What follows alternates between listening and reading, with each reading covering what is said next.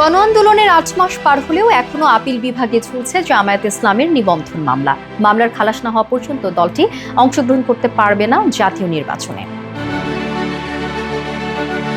তবে এই মামলা পেছানোর পেছনে দেখানো হচ্ছে দুটি প্রধান কারণ: মামলার পক্ষের আইনজীবীর অনুপস্থিতি এবং একজন বিচারপতির দুর্ঘটনার কারণে একাধিকবার পিছিয়েছে শুনানি।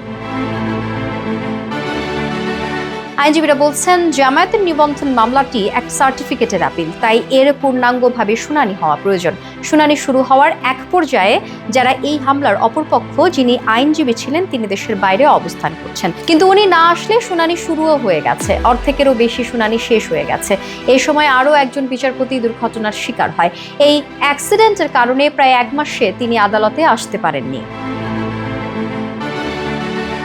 আগামী 20 তারিখ খুলবে কোর্ট। আদালত খুললে আপিল মামলার শুনানি হবে 22 ও 23 তারিখ। মামলাগুলোর শুনানি শুরু হলে দ্রুতই মামলা নিষ্পত্তি হবে বলে মনে করেন আইনজীবীরা। জামায়াতের সহকারী সেক্রেটারি জেনারেল মাওলানা আব্দুল হালিম জানান, 1979 থেকে 2018 সাল পর্যন্ত জামায়াত জাতীয় নির্বাচনে অংশগ্রহণ করেছে। এ সময় 55 জন সংসদ সদস্য নির্বাচিত হয়েছেন, যাদের মধ্যে 50 জন পুরুষ ও 5 জন নারী ছিলেন।